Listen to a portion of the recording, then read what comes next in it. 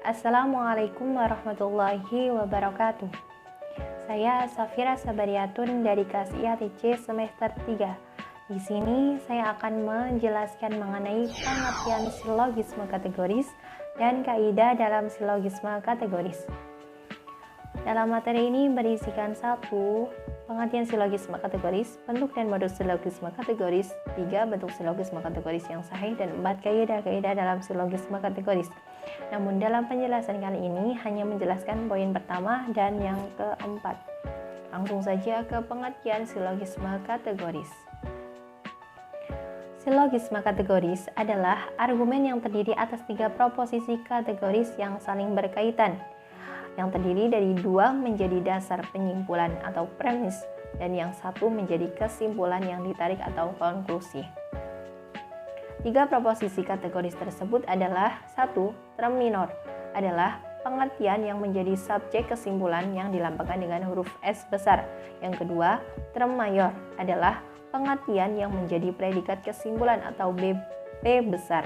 Yang ketiga, term antar atau pembanding adalah pengertian yang tidak terdapat dalam kesimpulan tetapi terdapat dalam kedua premis. Langsung masuk ke contohnya saja.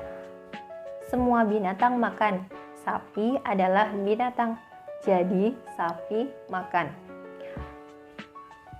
Sapi berkedudukan sebagai term minor atau S besar, makan sebagai term mayor yang dilambangkan dengan huruf P besar, dan binatang sebagai term perbandingan yang dilambangkan dengan huruf M besar. Jadi, sapi itu binatang berkedudukan sebagai premis minor, premis mayornya semua binatang makan, kesimpulan atau konklusinya adalah sapi makan. Jadi, yang dinamakan silogisme kategoris adalah suatu pengambilan kesimpulan dari 2 keputusan yang mengandung unsur yang sama. Salah satunya harus universal, dan keputusan ketiga harus memiliki kebenaran yang sama dengan 2 keputusan yang mendahulunya. Yang kedua, kaidah-kaidah dalam silogisme kategoris.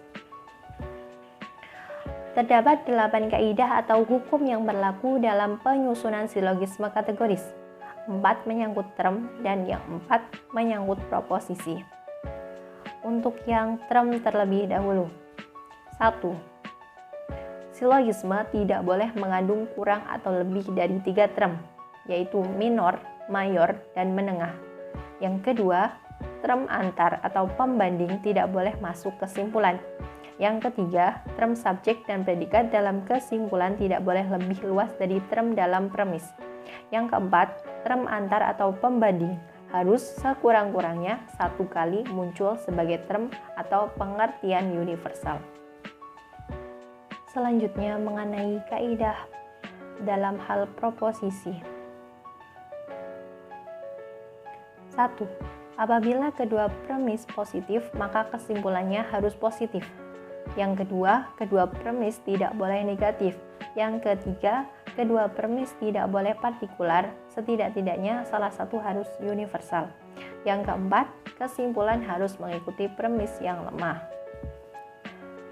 Dari pembahasan tadi, dapat kita ketahui bahwa silogisme kategoris memiliki pengertian, yaitu berupa argumen yang terdiri atas 3 proposisi kategoris yang saling berkaitan, yang terdiri dari 2 sebagai penyimpulan atau premis dan 1 sebagai kesimpulan yang ditarik konklusi.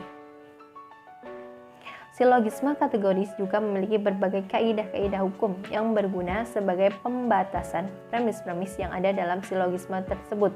Apabila dalam penyusunannya silogisme kategoris ada hal-hal yang dilanggar, maka akan terjadi kerancuan dalam bentuknya, dan akhirnya tidak ditemukan keterkaitan antara kesimpulan dari premis-premisnya.